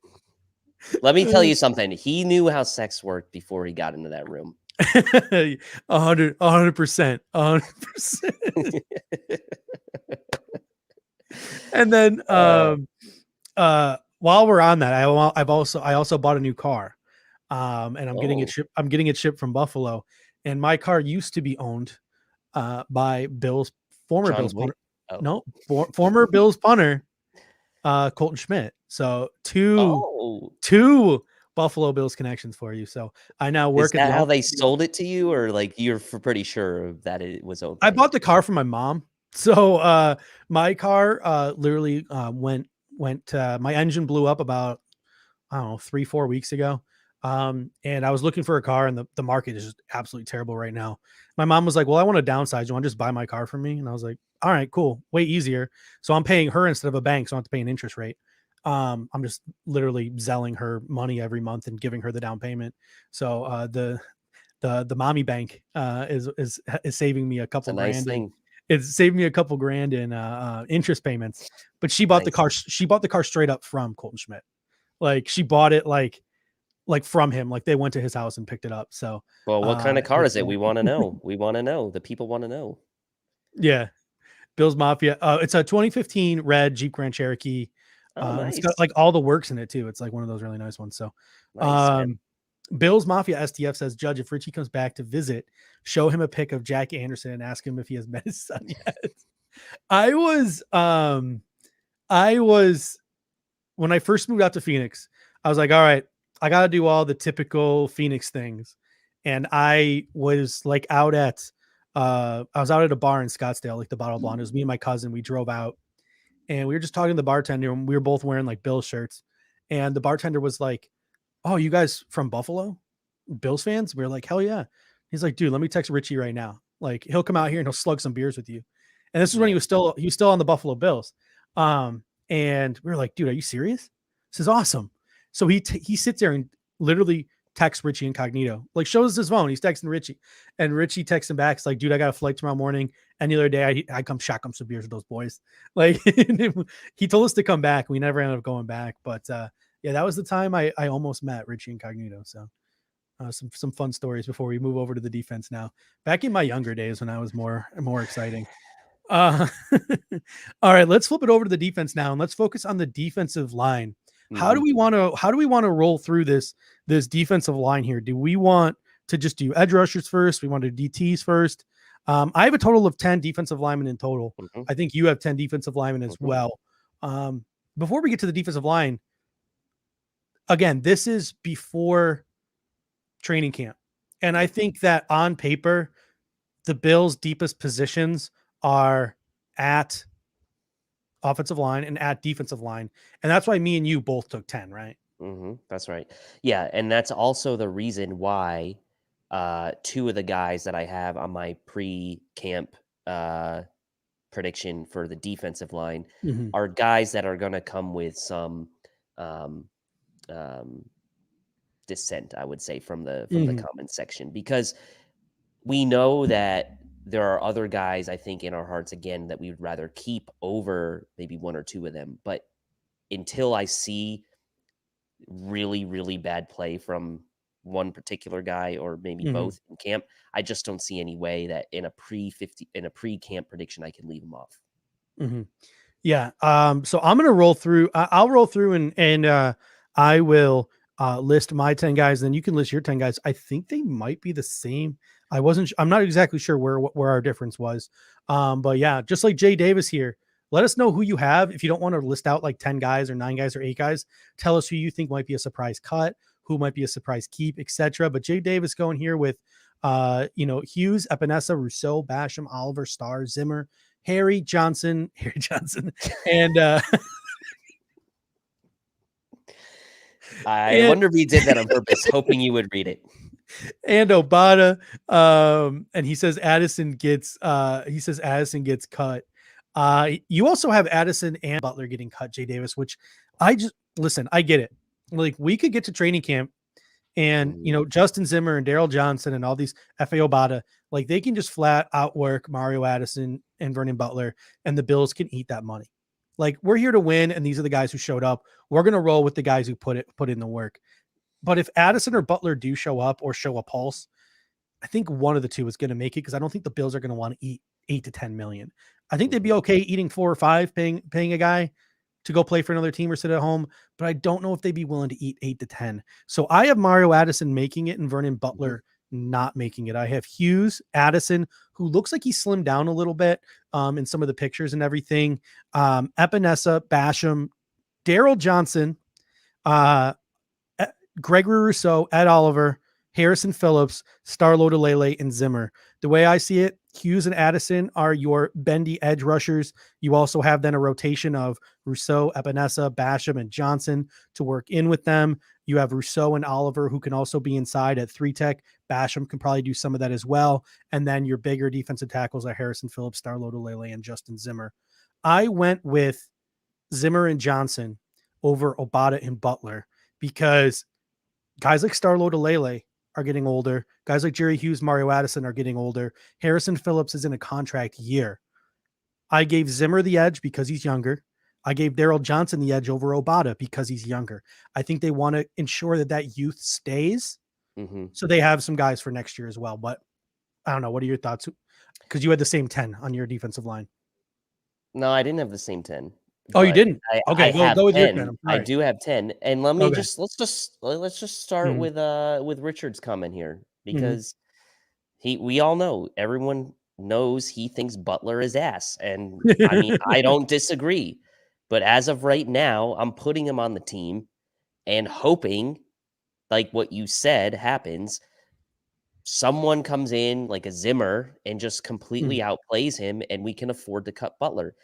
I want Addison to make the team. I actually don't think Addison is ass. I actually think he's decent, and I think he's looked pretty good from what I've seen and physically from him so far in the OTAs and such. So, not to mention, I think with the investment you made in Rousseau and Basham, I think you're going to want to have like a solid veteran presence there along with Jerry Hughes to bring those guys along. So at the edge, I've got Hughes, Epinesa, Rousseau, Basham, Addison. And then I'm keeping Oliver, Starr, Phillips, Butler, and Obata. Mm-hmm. And Obata will be kind of like the tweener type edge / DT. Now, I will caveat by saying this. Again, I don't think Butler necessarily deserves to make the team as of right now, but given the situation of the restructure, I have to put him there for now. In my heart of hearts, I'd rather see Zimmer in that spot over Butler, but for now, I'm going to put Butler there. And then as camp progresses, I may change my tune on that if Butler is really struggling. The biggest decision for me was Obata versus Daryl Johnson.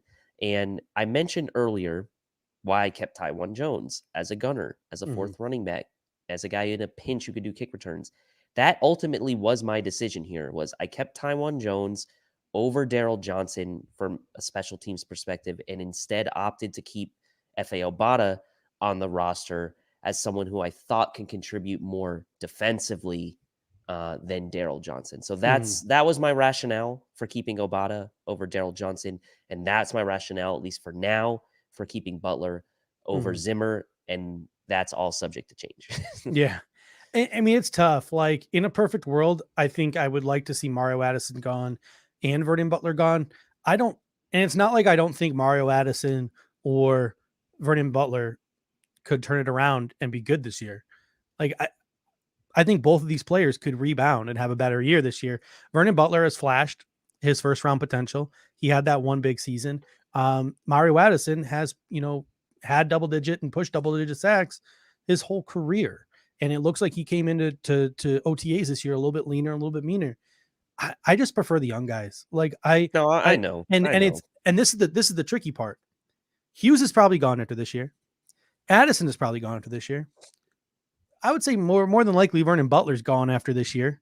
I know his contract is now up after this year. I know he's younger, but I still think he's gone. Harrison Phillips' contract is up. Starlota Lele is getting up there in years. If you cut Daryl Johnson, if you cut F.A. Obata, if you cut Justin Zimmer, I don't know if these guys are making it to the practice squad, which means you're now hitting reset again next year with younger players, guys you haven't put as much development into. Like you've put now, you're going to have put now like 2 years of development into Justin Zimmer, or a year and a half of development in Justin Zimmer. You're pushing 3 years of development in Daryl Johnson. Just like that, it's gone. And then next season, when it should have paid dividends, you're back at square one. That's what stings. That's what stings. No, it stings. And that's why defensive line and receiver, to me, are the two hardest positions to make those final cuts right now for this team. Offensive line, I could get behind, okay, fine, put Jack Anderson on the practice squad, or even if you wanted to cut Ryan Bates, and put Jack Anderson, fine. Defensive line, even with trying to keep 10, you're going to have an odd man out. It's either going to be Obata or Zimmer or maybe even Harrison Phillips. Someone is going to be an odd man out here. And it's going to be interesting, Steve, like you said. Are they going to go with a younger talent, keep them active on the active roster? Or are they going to try to maneuver the roster construction in a way where they get a nice mix? Now, I get the younger talent. Daryl Johnson is a younger talent.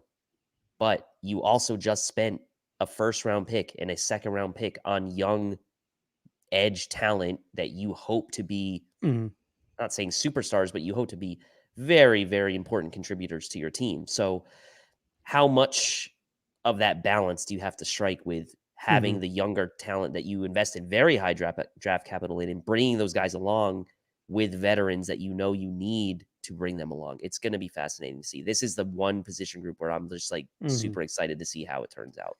Yeah. I mean, and Jay Davis comes in and says, we drafted 3 defensive linemen in the first couple of rounds, 3 straight years with the first pick for 3 straight years. We have that young core and Basham, Rousseau, Oliver, Epinesa, all those guys are there. Yeah. Don't get me wrong.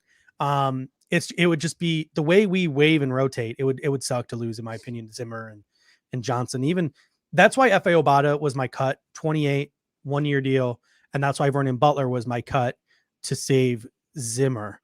So those were my two big cuts, were Obata and Butler. And it was to save Johnson, and it was to save Zimmer. So let's get now to linebackers. And Randy and Chris are going to call me a hypocrite here, because I've been preaching 5 linebackers and I went with 6 here. I went with 6. I went with 6 here, and that's just the way the numbers worked out. I think we both had the same. I'm going to list mine out. and people in the comment section, you could tell me yours as well. I think we both had Edmonds, Milano, Klein, Adams, Dodson, Matakevich. Is that true? Yep, that's true. My reasoning was this: is my two gunners are going to be Dane Jackson and Saran Neal.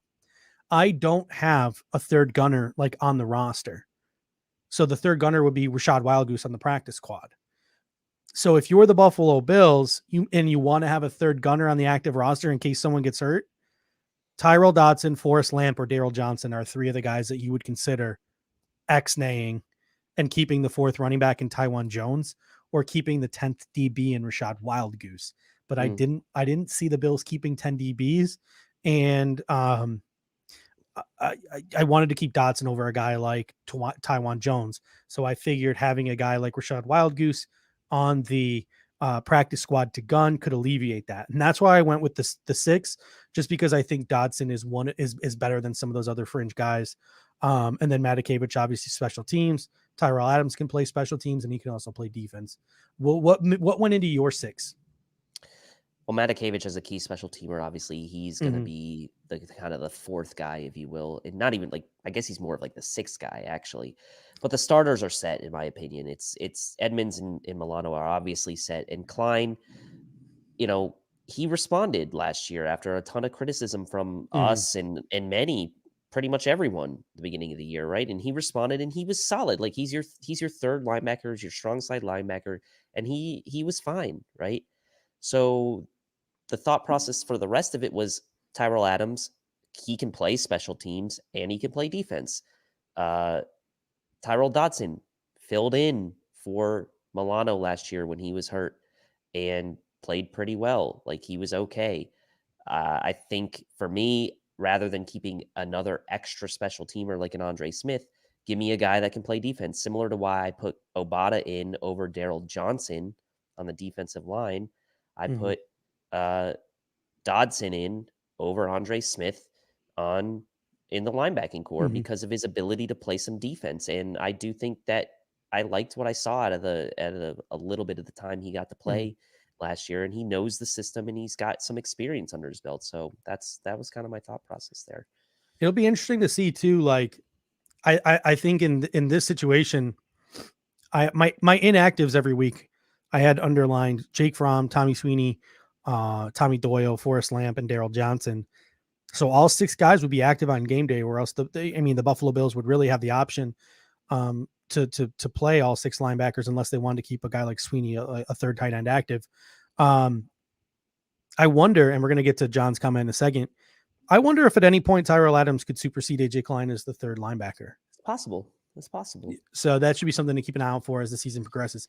But before we get to DBs, John comes in. He says the Bills' future is AJ Epinesa, Gregory Rousseau, Ed Oliver, Carlos Basham, Harry Johnson, Harrison Phillips, Harry D. Johnson, Harrison Phillips, Daryl Johnson, F.A. Obata, and Justin Zimmer. All cheap. Star's contract makes him a keeper for this year. Hughes gets his last ride. Addison and Butler, absent injury. He says no. I'm with, like, that's my thought process, John. I'm 100% with you. I just do not know if the Buffalo Bills are going to be willing to eat upwards of $10 million to have those guys not play football for them. It could be a situation where both of them don't show up at training camp, and the other guys outplay them, and the Bills are listen, the best guys make this team. The best guys do it. These guys earned it. We'll pay them to sit at home. We'll pay them to play for somebody else because these other guys earned it. The Buffalo Bills could swallow their pride and do that. I just don't know if they will. I agree. And also, like, if that's the case, then who's helping these rookies out, and who's like you need somebody there, even if you think you're going to phase them out. You do need somebody there. Chris says, I think Andre Smith makes it to the practice squad as perfect fit. Yeah, I agree. I think he's a great practice squad candidate as a linebacker, special teamer. Yeah, currently he's special teams only, and I don't want to keep special teams only two special teams only linebackers. So I had Smith going to the practice squad. But if Tyler Matakevich gets hurt, the first guy getting called up is Andre Smith. I would also say it would probably be Andre Smith and Joe Giles Harris will be the 2 guys. If we keep 6 linebackers and we decide to keep 2 on the practice squad, those would be the 2 I tossed on this practice squad. But if we have 6, we want to only keep 1 on the practice squad, and that would be obviously Andre Smith. All right, into the DBs now. and let us know who you think is going to make it at cornerback. Dave, who do you have at cornerback? What are you going with at cornerback here? Yeah, so I've got 4 or 5, depending. Like, we'll just call Siran corner because that's what they have him labeled as. I have Siran Neal making the team, as the special teamer riding out that last year on his deal. But I have at corner Trey White, Levi Wallace, Dane Jackson, Taron Johnson, and then add Siran Neal into the mix. I don't have Wild Goose or any of the kind of undrafteds, Elijah Griffin or McLeod. I don't have those guys making the team. I just didn't really see a path for them this year. And I think all of those guys are great practice squad candidates. It would take a similar situation like with Antonio Williams, right? To like unseat a true special teams, maven like a Taiwan Jones. Not saying it can't happen, but I think even more so at this position, it would take a big upset, I would say, in camp for a guy like Wild Goose or even McLeod or Griffin to make it over Neal for that last spot. So I went with those 5: White, Wallace, Jackson, Taron Johnson, and Neal. Yeah, I'm with you. I had White, Wallace, Dane Jackson, Taron Johnson, and Siran Neal as well. You mentioned Wild Goose. It's a combination of a number of factors. I made this comment before. I think it was Matt Miller was talking to some NFL scouts, and they're just like, listen, man, this draft just isn't as deep as other drafts. You're taking flyers in the 5th round, like that you would normally taking in the 7th round. Brandon Beane talked about trading back to accumulate more picks because he had some roster spots to fill up. So it seems like he drafted maybe some more like long-term guys or some guys that he'd be willing to put on his practice squad. I don't think he's married to the draft picks like in the 6th and the 7th round, like maybe he would have been in other years. So I'm right with you. I don't think Marquez Stevenson makes the roster. I don't think Rashad Wildgoose makes the roster. I don't think Jack Anderson makes the roster. And that's okay because I think all 3 of those guys can get on the practice squad.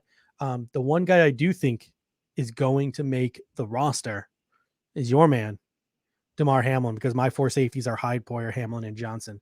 Do you have those 4 as well? Yep. Hyde, Poyer, Damar Hamlin, and Jaquan Johnson.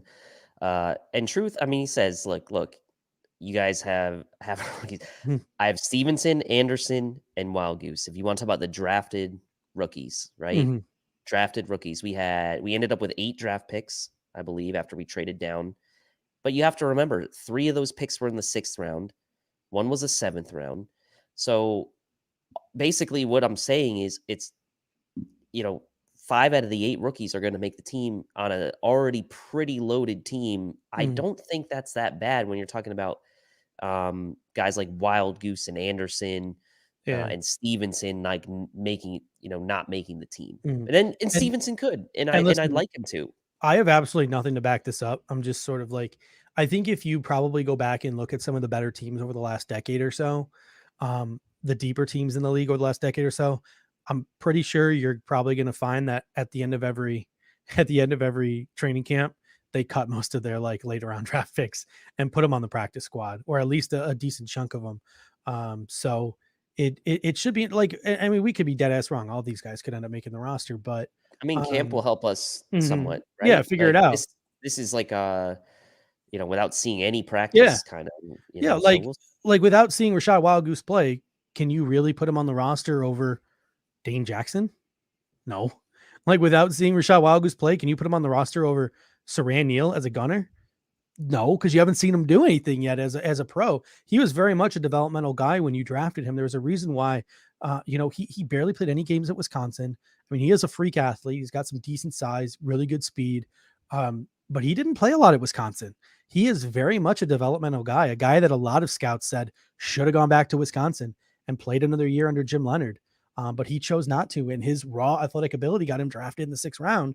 But I just don't know if that's going to be enough to get him onto an active roster week 1 of his rookie season. And there's nothing wrong with that. I don't see very many teams. I don't see very many teams picking up Rashad Wildgoose. I don't see very many teams picking up Jack Anderson. I don't see very many teams picking up Marquez Stevenson, but I could also be dead ass wrong. So, and that leaves us just with special teams. Tyler Bass, Matt Hawk, Reed Ferguson, any chance that any non-existent players on the roster could come take their spot? Could Justin Zimmer or Tyler Matakevich long snap, you think? Could we find a spot on the roster for F.A. Obata or Christian Wade if he can kick field goals. I don't know. Well, Chris Janke, let us know in the comment section what you think. So there's our 53-man roster. I had 25 from the offense, 25 from the defense, and obviously those 3 special teamers. No disrespect to Tyler Bass, Matt Hawk, or Reed Ferguson. I think I said Matt Hawk's name wrong at first, but I corrected it on the second and third time around. Yeah, I will put these up on the old social media on Twitter, probably tomorrow morning, and you guys can hack away at us and let us know how stupid we are. But for the last 15 minutes or so, whatever topics that you guys want to talk about, I'm game for. And let's get started with a question that was asked up here in the comment section. And you guys can put any questions you want in. I talked about, could Tyrell Addison possibly upend AJ Klein? AK Cash wants to know if you think Tyrell Dodson has a chance to maybe the 3rd linebacker on this defense this year as well. I just don't see it with the salary you're paying Klein, right? I don't know what the dead cap hit is if you cut Klein, but I want to say it's probably not a great situation for the Bills if they cut Klein. I could look it up really quick, but I want to say that it's not. Let's see. Let me take a look really quick while I pull it up. Dead cap. Oh, actually, yeah, dead cap if you cut Klein, $5.6 million according to Smoke Track. So I don't think you're getting rid of him if you cut him. 2022. Well, but here's the thing: like, he could just end up on the roster and just be there for special teams, and you could see Tyrell Dodson or Tyrell Adams. Yeah, then you're paying the guy $6 million to play special teams. Like, I don't know, man. That's be your safety valve. But yeah, we got Jeff Danger coming in saying, "Smash that like button for the YouTube algorithm," as the cool kids say. But then Jason Sugg makes a really good comment. Like, KC game showed we clearly need to get faster. And in my 53-man roster projection, I cut Matt Breida, I cut Marquez Stevenson, I cut Rashad Wildgoose. 3 of the faster guys I added this offseason. In yours, you cut Matt Breida, but you also had Marquez Stevenson cut, and you also had Rashad Wildgoose cut. What do you say to someone like Jason who says that we need to get faster and we're cutting all the fast guys that we signed? Well, I kept Matt Breida, didn't I? Look. I would like nothing more than for the Bills to keep 7 wide receivers, get Stevenson on the team. He could be the heir apparent kick returner, punt returner. And who knows, maybe in camp, Stevenson just kills it and makes Isaiah McKenzie expendable. Then all of a sudden, okay, that's speed on the team. Or if we somehow keep 7 wide receivers, that's speed on the team. This all could happen, right, as things develop in camp. Wildgoose, to me, like you said, I mean, his role to making the team would be to supplant Siran Neal as a gunner. So, yes, if you feel that the speed element he's going to bring to that role throughout camp surpasses Neal's pure ability to gun and make plays, then fine. But ultimately, like, I don't see those two being like, I will say this, I don't see Wildgoose specifically as being like a huge issue of him not making the team. Stevenson, I could get behind. I could understand that. And so that why I would be more inclined in that scenario, like, find a way for Stevenson to make the team than I would for Wildgoose. I'm going to side with Donnybrook here. Kansas City showed us we need a pass rush. I think that I don't know if Brandon Beane or Sean McDermott really agree with the assessment that we need more speed. I'm sure. I mean, don't get me wrong. I'm sure they'll take more speed if they can get more speed. But I mean, to me, it was clear as day that the emphasis, at least on defense, was pass rush, right? I mean, you look at defense, the 2 major additions to the secondary were checks notes, a 2 6th-round draft picks, Rashad Wildgoose and DeMar Hamlin, whereas the investment up front, F.A. Obata, Carlos Basham, and Gregory Rousseau, it's clear that the emphasis was up front, like the NASCAR package, the forest through the trees, those different things that we've been saying again and again and again this offseason. It seems to me like that's like the Buffalo Bills approach to this offseason, not so much speed. I like this question here from Ombre Lam. He said, what are some players that are not on the team right now that Bean might go and get and put on this team? I think obviously the free agents right now, Steven Nelson, the corner, sticks out, but maybe maybe you don't even get into the specificity of a player, but I mean, we've talked about this before. Some positions that the Buffalo Bills can chase. 100%. Tight end I mentioned in the last show with Kendall, not the last show because I wasn't on it, but the show before. Where's an area we could target when it comes to cut downs from other teams or maybe even a trade? I mean, it's clear, right? The Bills have been linked to Ertz, whether or not there's any real smoke to that fire. Like if the Bills are serious about, maybe like Truth said, like, did Tommy Sweeney really earn a spot on this roster? Like, maybe not. Maybe there's a tight end out there that we could pick up when it comes down to cut down time and other teams kind of shedding their players. Corner, I guess, would be another. But again, you did draft, like you said, you drafted Wild Goose and you have these UDFAs, but again, they're late round picks. So I could see, Steven Nelson sitting out there. If the Bills are really interested in kind of going after a corner, like maybe they would have done that already with some of the players that are still out there. So hard to say, but I'd say maybe tight end and corner. Yeah, tight end makes sense to me. Obviously, every single guy after Hollister and Knox are replacement level players. Kick and punt return. Like if there's like an ace kick and punt return, like a guy who's just been really secure his entire career returning kicks and punts, that's something the Buffalo Bills might want to consider if he's cut loose. Safety. Like I know you like Damar Hamlin. I know we all like Damar Hamlin. Damar Hamlin's never played a game in the National Football League. He was a 6th round pick. Jaquan Johnson has started 2 games in the National Football League, both in garbage games that didn't count. And, was a 7th round pick. So if, a third safety, a guy who can drop back into center field, but also play in the box, a guy who can play that Dean Marlowe type of role, a guy who can fill that Raphael Bush type of role from old, a veteran third safety can come in here on a minimum deal. Wouldn't be surprised if the Buffalo Bills pulled the trigger there as well. So, I mean, there are a number of positions. We got Jeff Danger coming in, new member. I think he's been a member before, but welcome back to the Bing squad. I think he might've been re-upping his membership, but Jeff is always in here. And if you appreciate Jeff in the comment section, if you love what Jeff is bringing to this Buffalo Fanatics team, smash that like button in honor of Jeff. I'm that petty. Name. I'm that petty. Love this question from AK Cashier. He says, what is one thing that comes to fruition in camp that none of us saw coming? I love this question. And it threw me to a loop. And do you want me to go first? Because I've been thinking about it since I saw it. I've been thinking about it since I saw it. Go ahead. All these players that we signed to 1-year minimal deals are not at all even a part of the Buffalo Bills plan. Matt Breida, Forrest Lamp, the other offensive lineman that we've signed for like no money, F.A. Obata, Tyrell Adams, these guys that we just signed for absolute nothing 5 weeks into free agency. They could end up being just that, guys we signed 5 weeks into free agency for nothing, and they were available 5 weeks into free agency for practically nothing for a reason. We've talked a ton about F.A. Obata this camp. We've talked a ton about Forrest Lamp this camp. Tyrell Adams we've talked a ton about. It wouldn't surprise me, and this is just me making a guesstimation of something that could happen that none of us see coming. None of these guys are factors. Tyrell Dodson makes the team, and Andre Smith makes the team. Tyrell Adams gets cut. Jack Anderson makes the team. Forrest Lamp gets cut. Cody Ford is your starter. F.A.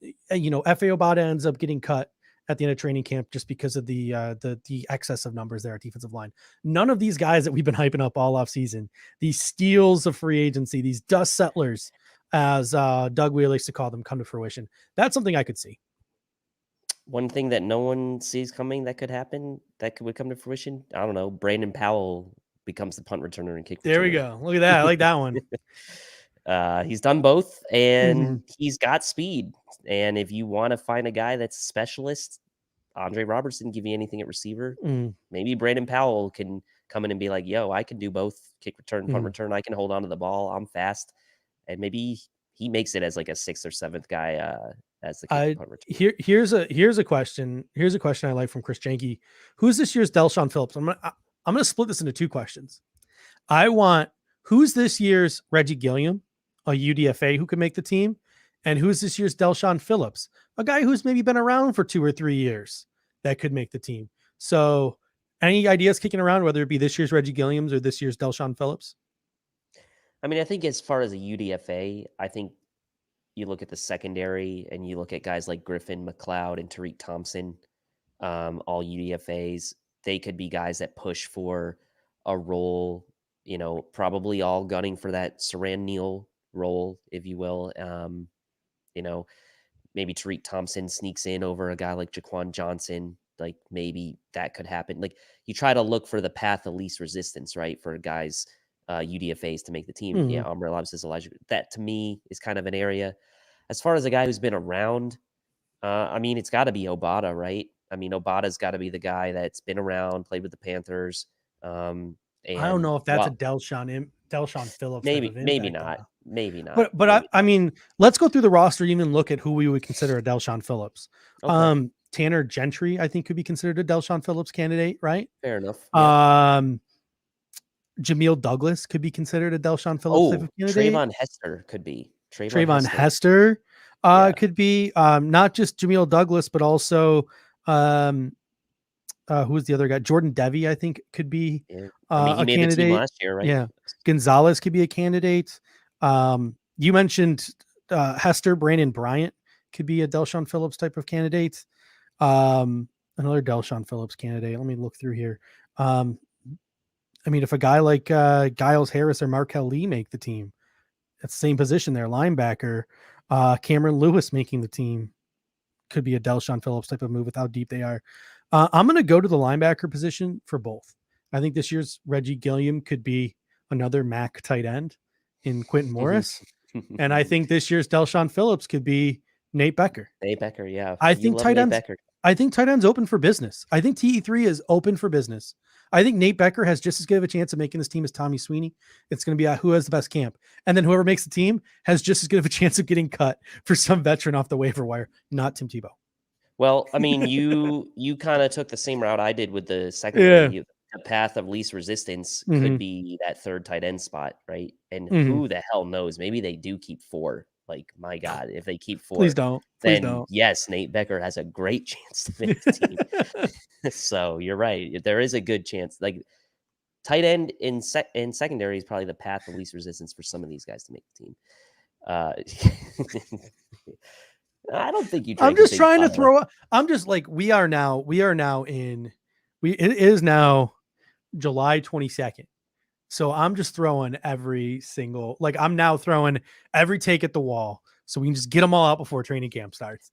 We got one show. We have so these one are all the negative. Left, these are all the negative ones. Yeah. Next week we're talking. Oh wait, today's Thursday. So Monday we're doing training camp battles, and then it's right on to starting to break down all those camp reports. So it should be interesting.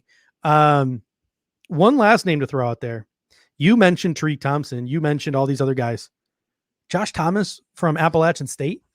He's been here now. This is now his second year with the team. He was active last year, I think, for week 17. He might have even been active for 2 games. He might have been active one of those games where Micah Hyde was hurt and played only on special teams or been inactive. But I think, he got called up to the active roster more than once, I think, to my knowledge. So Richard Rush comes in and says, isn't Becker more of a receiver than a blocker? To my knowledge, he's kind of like Tommy Sweeney, where he's like a little bit of both. Like, he's not going to stretch the field or be anything special, but he can be a solid blocker and pick you up a first down. But he ain't no Darren Waller. He's kind of just according to that 6'6" white guy. According to PFR, Josh Thomas did not play any games. Really? I could have sworn he played in a couple of games. Unless I'm looking at the wrong Josh Thomas. I don't know. I could have sworn he got at least one that week 17 game against the Dolphins. I could be looking at the wrong one. No, I mean, you could very well be right. In my mind, just a shot. Oh no, I think I am looking at the wrong one. So that's Chris says he was active for 2 games last year. Yeah, I'm looking at the wrong one. Sorry. You know who else was active week 17 last year? Nate Becker. Nate Becker. Antonio Williams was nothing without Nate Blocker leading the way. Nate Go Blocker. Back and watch. Oh, is that his new nickname? Yeah, Nate Blocker. Yeah, he was active. He may not have had a recorded stat. Probably not. No, I was looking at the wrong guy, so don't even disregard what I was saying. It's fine. I think there's a Josh Thomas that's like an outside linebacker or something. Did there used to be a Bills corner? Oh no, that was Kevin Thomas. No, there was another Josh Thomas who is like in his 30s, who's a DB from Buffalo. College Buffalo, age 32, last played with Dallas in 2000. No, with Josh Thomas. He was a UB corner. University of Buffalo. That's the one who I was looking. I had such high hopes for him. Randy says this is the segment where Judge slaughters names. Let me go through the depth chart now, and let me analyze every single name I've mispronounced this offseason. Jake Kumerow. I have definitely on occasion said Jake Kumerow. I think wide receiver room, I'm pretty solid than that. The offensive line room, John Feliciano. No, I think I've done that one pretty well, right? Yeah, I'm pretty solid on the offensive line room. Tight end room, I think I got that down, other than I called Nate Becker Nate Blocker. It's always the defensive side of the ball where I struggle. Star Latulele. Is it Latulele? And I've just been doing it wrong and just don't give a shit. Yes. Because I'm just like Star Lotulele. Yes. It's Star Lotulele, yes. Isn't it? Okay. Yes. I suck. What else? Eli Anku. No, I got that one down. I think it was mostly draft picks that I was slaughtering. I think it's guys on other teams. Yeah. Who's the running back for the Patriots? I keep calling him Ramador, but it's like Ramondre. Ramondre Stevenson. You were calling him Ramador Stevenson. Yeah. You have called Micah Hyde Mika Hyde in the past. Yes, that is also true. And I've also called Matt Hawk before. That's understandable though. Yeah. Who the hell knows that guy? I mean, I might say them incorrectly, but I sure as hell act like I'm saying them correctly. Like I just roll with it. You have confidence. There's no doubt. Yeah, Jeff Danger. I don't know. It's like Butker, right? It's Butker. Butker. Yeah, I'm pretty sure. And I haven't screwed up. I didn't screw up any until Nate Blocker. Dan, both pronounced. I think he means Dan Mitchell. Look at that. I'm in good company if it's Dan Mitchell, right? Yeah, there we go. All right. So, ladies and gentlemen, anything else before we sign off tonight? Anything else you want to get off your chest? I know next Wednesday is the first padded practice. So we have Monday's training camp battle show. Then we got Tuesday off. Then we will be scouring the internet on Wednesday, scrolling through our Twitter feeds, looking for Thad Brown and Sal Capaccio and Matt Perino and all those guys. Be posting pics or videos from practice.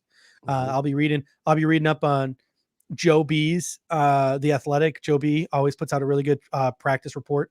Sal Capaccio always puts out a great practice report. Matt Perino always puts out a great practice report. I sadly can't be there. I emailed One Bills Drive and asked if I could fly a drone over the stadium and take video so that I could write my own practice report.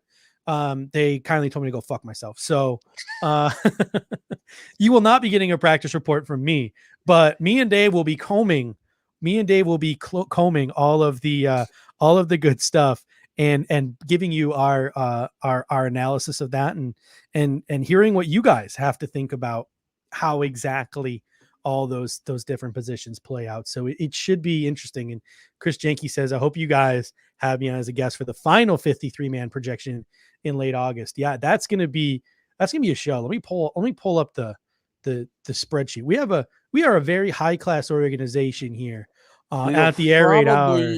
I'm guessing we might not have a show on the 30th of August if we're traveling that day. Shoot, you're right. Yeah. We might have to get Kendall to fill in with maybe Jeff or somebody on that day. Yeah. I think my flight will be home in time to do the show, but I think mine might be too. So maybe we got training camp competitions on Monday, and then it's just all analyzing training camp for the next 4 shows. Then it's a preview of the Lions game. Then it's a Lions game takeaways and a cut down to 53 prediction. Then it's a preview of the Bears games and a cut down to 53 reaction. Then it's an analysis of what happened in the Bears game, followed by a cut down to 80-man preview, followed by a Packers game preview and a cut down to 80 reactions, followed by a Packers game takeaway and a 53-man cut down prediction. So that show is on Monday the 30th. Right. And then cut down is on the 31st, the next day, which is Tuesday. And we'll react to the 53-man cut down on the 2nd. And then we have the Monday show and the Thursday show to preview the Steelers and the expectations for the season. Because there's like a full week and a half before at the end of the preseason games before the Steelers, which is different. I might have to sneak in my NFL predictions somewhere in one of those. Oh yeah, because I didn't get to on the last. I spoiled show. your Super Bowl pick. How you're just a wet blanket and didn't pick the Bills. You have time to fix that though. You have time to fix that. Hey, it didn't come from me, so it's not official yet. Yeah, I literally said, I was like, I give him. I said with Kendall, I was like, I give him full leeway to change his predictions between now and then, because you were sick. You weren't in your right frame of mind. So like that could have been like the fever talking, any number of things could have been talking. So we got Luke Posh coming in saying best YouTube channel. Thank you, Luke. We appreciate it. We're almost at 20K subscribers. So we're really hoping and we're really pushing. So if you guys like what you see here on this channel, whether it's for me or Bot or Rico or Kendall and the weekend crew, guys like Clay, guys like Jeff filling in. If you like the content here at the Buffalo Fanatics, first of all, like the show. We would really appreciate that. Helps us with the algorithm. Come join us every Monday and Thursday or every night, really. Comment like crazy. Subscribe to this channel. And last but not least, the best thing you could ever do if you love Buffalo Fanatics and want to support Buffalo Fanatics, share. Text your friends. Hey, go follow the Buffalo Fanatics on YouTube. Hey, come watch the show on Monday, Thursday nights. Get involved in the conversation. The best thing that you can do to help us continue to grow and continue to bring you this great content is to share. So if you appreciate what we're doing, a share is always appreciated as well. A tweet, a Facebook post, an Instagram post, a text message to a buddy, a carrier pigeon, really whatever it takes to spread the word. A microphone at the maybe during that preseason game, Bills Packers preseason game, I'll just get a megaphone and I'll just walk up and down the tailgate screaming, head on over to joinbf.com. just shout it through a megaphone. So we really appreciate it. And yeah, meet and greet at the end of August. So if you're in Buffalo for the Bills Packers game, I will be tailgating before the game. So if we will release all the details about where we're parking, all that stuff. You can come grab a beer, play some cornhole, enjoy the Bills Packers game with us. Afterwards, Dave finally gets into town. We're going to pick a couple of bars. We'll meet up at the bars. So even if you're not going to the game, you want to join us after the game, Saturday night, we will be out and about in downtown Buffalo. And then Sunday, if you're going to be at Harvest Hill, it is going to be a good old time. I will be there. Dave will be there. Pierre will be there. Z-Bot will be there. Clay will be there. Alex Lucci, the Thigh Doctor, will probably be there. Jordan Poyer will be there. Stevie Johnson will be there. Jason Kroom will be there. Joe Kroom will be there. Not Jason Kroom. Joe Kroom. That would be awkward if Jason Kroom was there. I mean, Jason Kroom might be there if one of the Pagulas decide to show up. And a whole bunch of other people. I've seen a bunch of people tweet that they signed up for the tournament. So a whole bunch of people that you normally see in the Bills social media world will be there as well. Chris Jenke says translation judge will be drunk.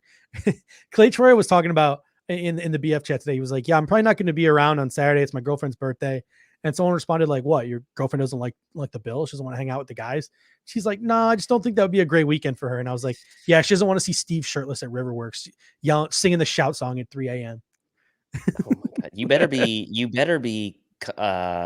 better have your wits about you for the golf tournament. Cause I kind of, that'll be my excuse for sucking. That'll be my excuse for sucking.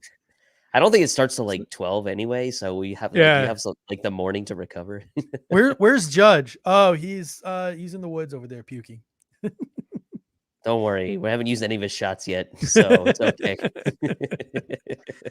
Is it best ball or scramble? I think it's scramble. Okay. Yeah, I think so. So yeah, you could be off the hook the entire day, potentially. We'll just have Pierre drive and we'll have your short game. We'll be good. Yeah. I mean, if Pierre plays, right? I mean, he's got that knee surgery. So I don't know. We'll see. I think he's faking it. Yeah. All right, ladies and gentlemen, always a pleasure. Thank you guys so much for being a part of this evening and really every evening. It's the off season and we peaked over 100 live viewers this evening. So that's a testament to you guys and to Bills Mafia in general. So to you guys, the third host of this show, thank you so much. if you ever want to join us, I've gotten no emails yet. I'm feeling a little offended at this point. Head on over to email thebillsguys@gmail.com or hit me up on Twitter, and you're free to join this show whenever you want. I think it's more of a regular season thing. That's what I keep telling myself. People want to talk about games. They don't so much want to talk about some of that regular season stuff. So thank you guys. And until next time, go Bills. Go Bills.